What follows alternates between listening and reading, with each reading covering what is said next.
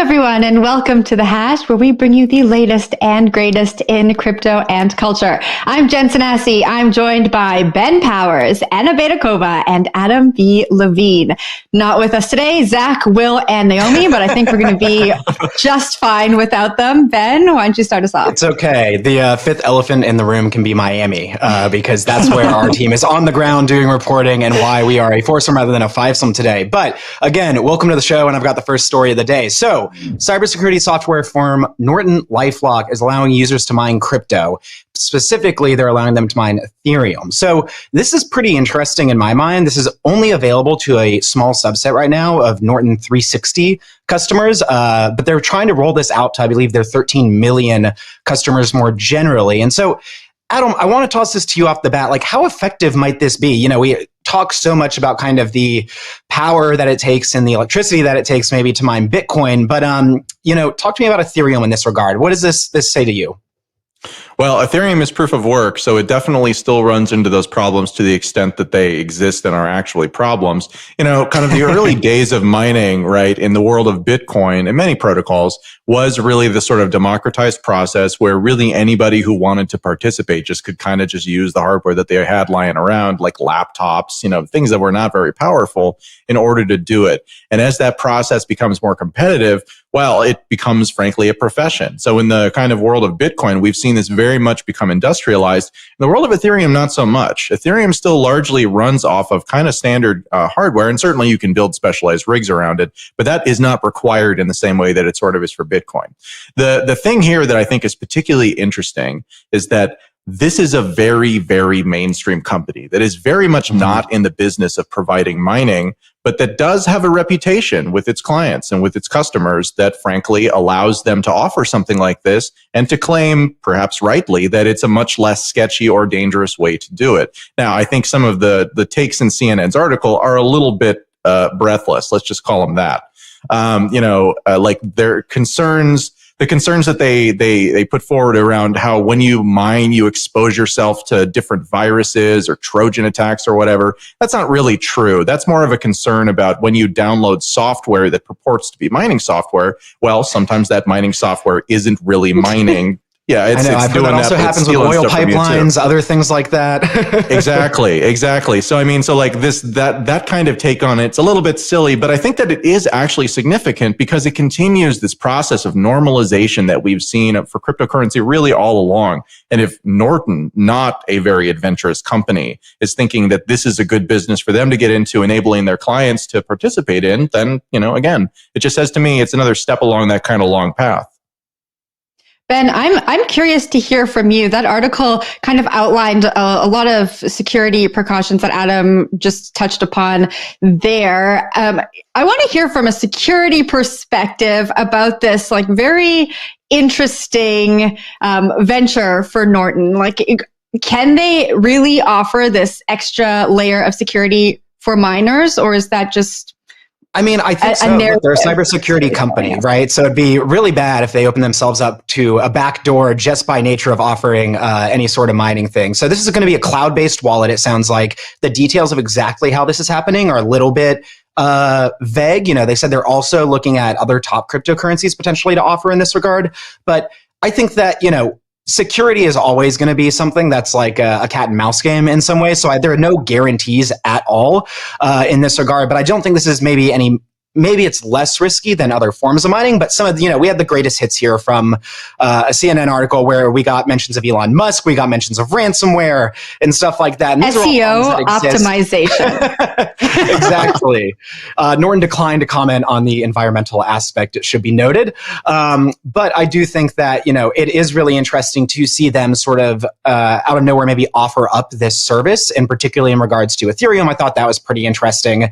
And, sort of just doing this as an add-on to existing services is also pretty interesting. But it does raise questions around like centralization, right? This is obviously a centralized company that is offering this, and that might have trade-offs potentially. I would imagine maybe there's some fees involved or something like that, because I think there's you got to make the business case for this on their end as well as on the customer's end. So specifically on the centralization risk, I think the real centralization risk here is that if they're on the one hand, they are simplifying things, right? Because they're saying you don't need to set up a wallet. You don't need to do any of these things. On the other hand, they're creating a situation where now they're going to be holding a bunch of people's cryptocurrency. So many cloud-based wallets. Yep. Exactly. So, I mean, so to the degree, I've always kind of thought of this type of approach as like a piñata, right? Like you can have the kind of more full it gets, the more tempting it is to break it open, right? And if you break it open, well, that means breaking their security, right? So this is something that might start off really, really safe because there's nobody using it in practice. But then, a year down the road, if half their clients are using it and they're actually generating a sufficient amount, then again, it creates opportunities where someone would want to compromise Norton itself to get at the wallets of its clients, which is not a risk I think that they are currently exposed to. So I just hope they're taking precautions to prepare for it. And I mean, that's the case with all hackers. They just go where the money is. But Anna, jump in here. I want to hear from you. Yeah, I just wanted to note that actually the recent ransomware, high profile ransomware cases actually showed us that breaking into cybersecurity companies are actually, kind of a broadly adopted tactics of hacker because it's, in this case, they're attacking the supply chain. And by getting into a cybersecurity company, they can plant their ransomware into all their clients. So, maybe a handful of ethers on the digital wallet is not even the most lucrative thing you can hack. You can hack a cybersecurity company for. So I wouldn't even see the scariest cybersecurity threat in this. Yeah, and I think that just goes to kind of the risk profile of writ large. It's always a trade-off that, your risk profile's certainly about where your money is in a lot of different ways, but this doesn't necessarily make it, more appealing or less appealing. There's certainly other actors out there that might go for other targets. But Adam, I want to toss this to you. I'm a millennial. I've heard a story about what I should be worried about. You want to tell me more about that? Yeah, so the Wall Street Journal has a story out a couple of days ago, actually, that I found just fascinating, talking about how many millennials that have done well in the kind of current or last market cycle are now actually more anxious than before because, frankly, now they have something to lose. This is kind of, I have a lot of thoughts on this, but Ben, I mean, what were you thinking when you were seeing this? Everyone on the panel who's a millennial raised their hand. Yeah, that's my large takeaway. Just in the sense that, I feel like we see this sort of story from every single side, right? Millennials are worried because we don't have enough money. We're crushed under student debt. The mortgages apparently that baby boomers got cost the price of avocado toast right now due to inflation. It's absolutely wild. And this is kind of the flip side of that, right? You get in early on these markets, people have been stuck at home for a year, and now they're worried about kind of ruining the seeming boon of their financial opportunity. And so to me, this is just sort of how many different sides can we examine this anxiety from? But Adam, I'll give it back to you. Yeah, so I mean, when I'm thinking about this thing, it's really interesting because past generations have had an economy that was kind of not easy to come up in, but the possibility of upward mobility was really there. And if you had something innovative, then typically there were things that could stop you, but the opportunity was a lot more than it is today. Today, most of the opportunities, whether you're looking at the stock market, whether you're looking at asset prices, we're at record highs for everything. And so if you're someone who's just kind of getting started and trying to figure out how do I navigate this territory and actually live the life of an adult, right? As opposed to just sort of this perpetual childhood that many of us have felt like we've been stuck in for a long time. How do you pull that off? And then more importantly, and to the point of this article, once you've pulled that off, how do you protect that? How do you make sure that you don't fall back into that old cycle? Because it just seems like there are so many pitfalls, and many of the ladders that have taken past generations up, frankly, have been pulled up a lot to make it more difficult. Anna, let's toss this one to you. How are things on your side? Well, first of all, I want to ask, where do millennials get their money they invest in anything? That's the main thing I want to know. But seriously, it's interesting, Adam, that you mentioned this concept of a prolonged childhood that millennials kind of, hang in that kind of childish state for longer now, and then it's time to adults to grow up. But actually, it seems to me that the modern investment landscape that millennials might be entering is actually, it mostly looks like a giant playground again. When you remember the GameStop, I mean that was an epic story when people just crowded to pump the forgotten stock out of any rationality. And when you look at the crypto, and it's I would say that cryptocurrency kind of normalizes this sense of irrationality, of playfulness, kind of the sense that, well, the world out there, it's so incomprehensible. In fact, it's not supposed to be understandable anymore, and you don't understand a thing, and that's fine, and you just kind of play and gamble and whatever, and you invest in memes, and that's cool. Even the investment looks like kind of a game where it's not that you don't have anything to lose, but you're not sure you can ever win anyway. I'm following a couple of Telegram channels dedicated especially to crypto memes, and 8% of the memes are about getting wrecked. And, people are laughing about that. It's get liquidated again. Oh, you shorted Bitcoin again? Too bad, man. It's interesting. I would love to hear from some actual, not millennial, but younger people who also get into this craze and are kind of internet native, and they're playing this, for real. I just want to say this article go for it, Adam. No, I was actually going to throw right to you, Jen, so go ahead. Oh, okay. So this article gave me anxiety a little as a millennial. The millennials in this article sounded so responsible and level-headed while they were still anxious. They weren't going out and buying any Lamborghinis. They were really seeking out advice on how they could pay their taxes. It was really interesting, and a really interesting juxtaposition. Yeah, it's true. It was a real juxtaposition to these stories that we've been seeing in the mainstream media lately about Dogecoin millionaires and these young Gen Zers. I'm Canadian. Gen Zers who have gotten really rich over this bull run, and it was just really interesting to think about people who are our age who are now dealing with these windfalls. I'm really interested to see how that's going to play out over the next few years. So I actually spoke last week, maybe the week before. Man, consensus just threw off my sense of time entirely. I recently spoke with the Dogecoin millionaire on YouTube, who is a 33-year-old gentleman from Los Angeles who basically YOLO'd. That's you only live once, as the kids say. We know. Okay. So who YOLO'd we know where you are on the millennial spectrum. $180,000 or $250,000 into Dogecoin back when it was 5 cents. And, including taking out money on margin, kind of all this stuff. And the whole idea around this is just that you're not going to, doing things the conventional way isn't going to get you to a place where you can live as a comfortable human adult in sort of the Western world, especially someplace like California, right, where the cost of living is very high.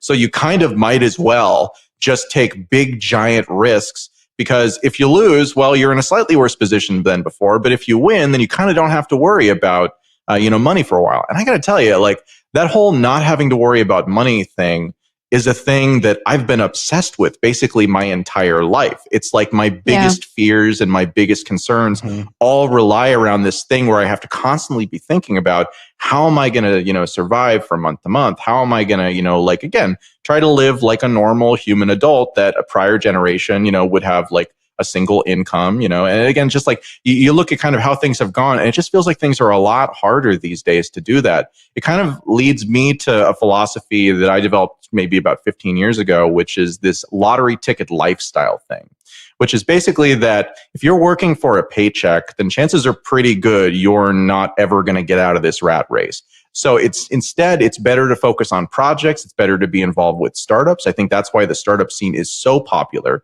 is because, and in this case, again, one of the three classes of people who they were talking about on the millennial side were people who worked for companies who had stock that became very valuable. And that basically created the preconditions for them to not really care about money. But once you've got that, well, what are you going to do? You're going to keep it in dollars as kind of the government is, continuing this monetary policy experiment where we issue more and more and more currency. There's just like no real good place to invest, no real good place to hide, and no real good place even to save.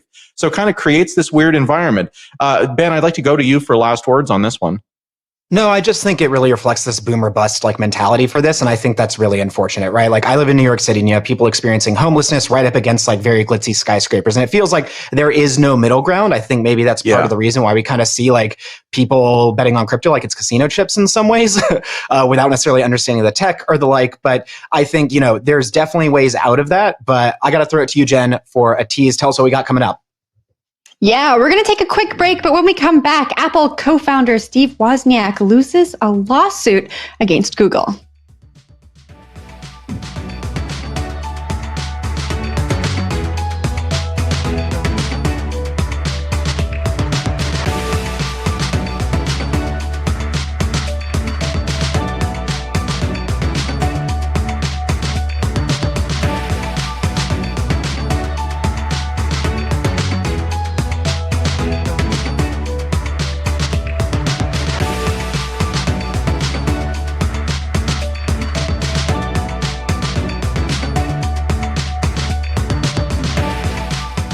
Hello and welcome back to The Hash, where we bring you the latest and greatest in crypto. All right, so Apple co-founder Steve Wozniak has lost a case against YouTube. Now, Wozniak said YouTube allowed the use of his image in targeted ads that were used to drive traffic to videos that were part of a Bitcoin giveaway scam. Other celebrity images used in the scam included Bill Gates and Elon Musk. So I think everyone knows who I'm going to throw it to right away. Ben, I feel like you are our resident scam I didn't know. expert. And I'm sure you followed the case. So what do you take away from this article?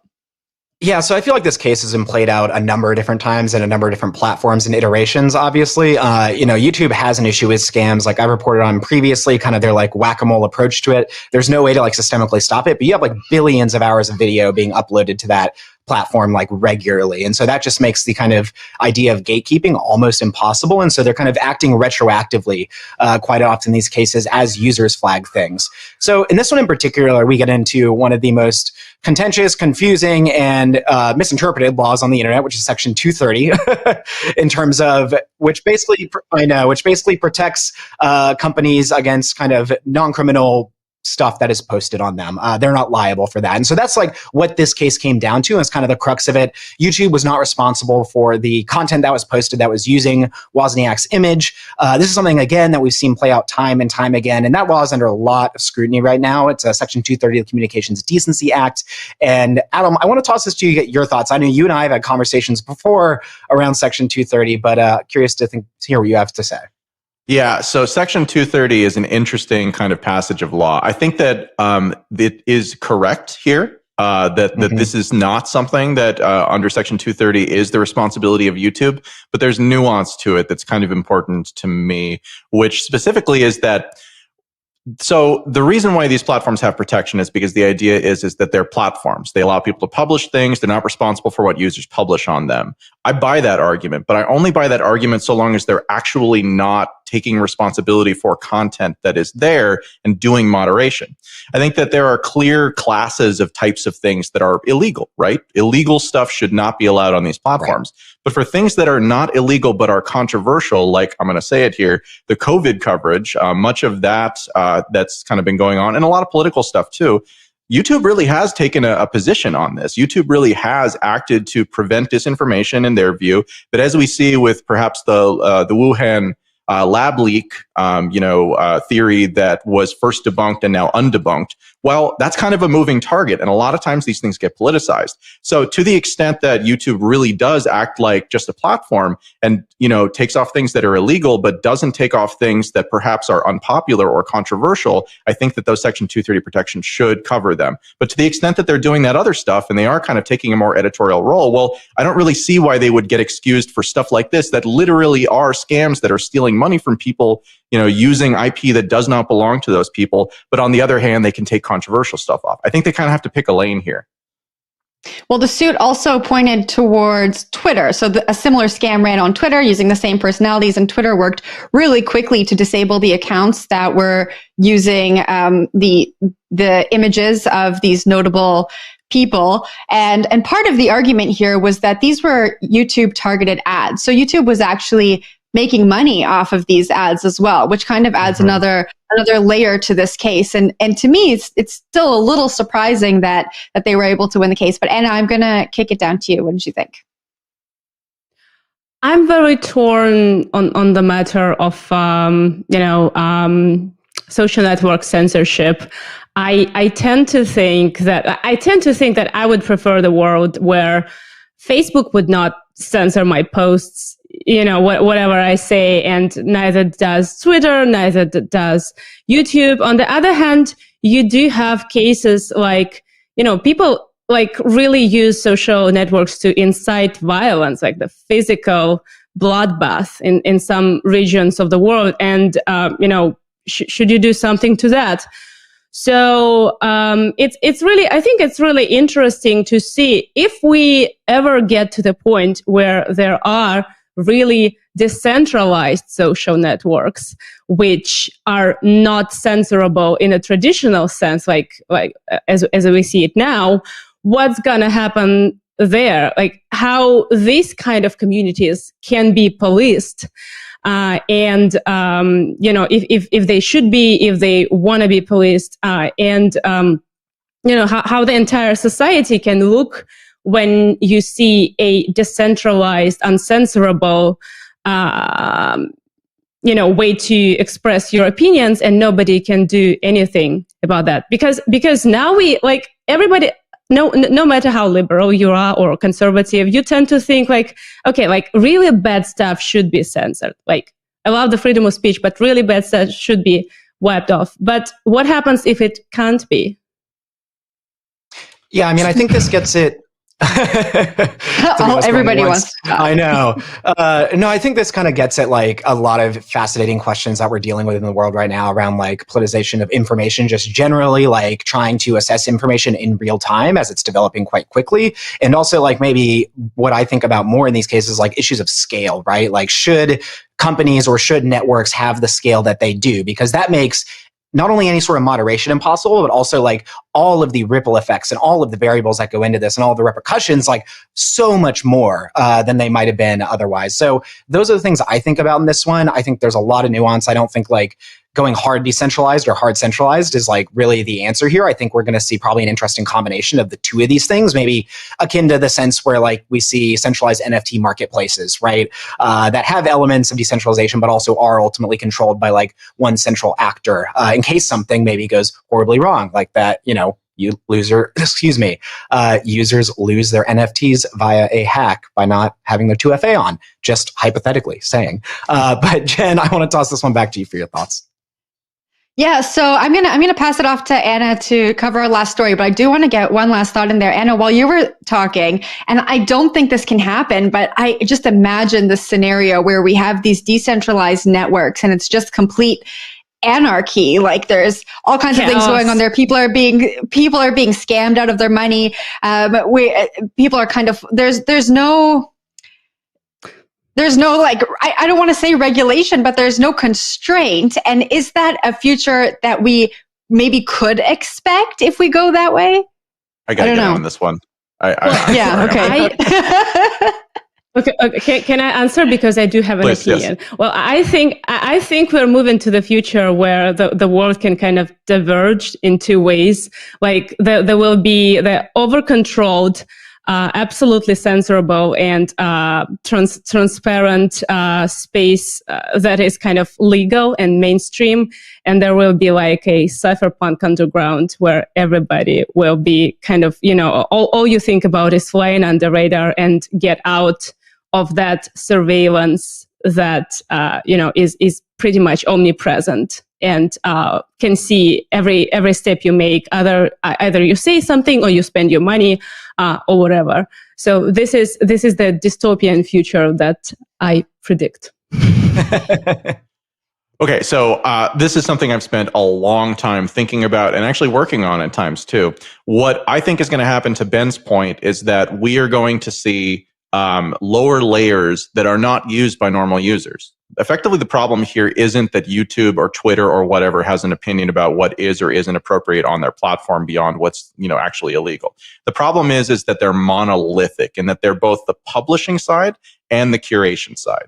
And so when you have that, it means if you're deplatformed from one of these places, well, you don't exist, right? Like the content that you're talking about doesn't exist anywhere. And that's a reality that I think is a very kind of temporary thing. And what we're moving towards is this kind of world where blockchains and data structures like that are used on kind of like an underneath connecting layer that connects the Twitters of the world and the YouTubes of the world, where people publish through those platforms, but they publish to a blockchain. And then that content is curated up to platforms like Twitter and like YouTube, which allows you to have publishing on a separate layer that is uncensorable, but allows you to have curation on individual platforms so they can make these decisions. It kind of is a have your cake and eat it too solution. And that certainly is where the technology is going from my point of view. Wow, what an interesting future ahead. All right, Anna, take us home. Yeah, getting from the content censorship to the financial censorship, which is my favorite topic, by the way. Russian political activists from the team of Alexei Navalny, who is a prominent opposition leader and he's now in prison, basically are encouraging their supporters to switch to the crypto donations as much as they can. Because maybe a short explanation of what's going on in Russian politics right now. Alexei Navalny, who is basically the leading and the most popular opposition politician in the country, has been poisoned with a chemical weapon last year, and then he recovered, and then he got arrested after that, and he's now in prison. And the network of his political activists that has been supporting him is basically getting outlawed.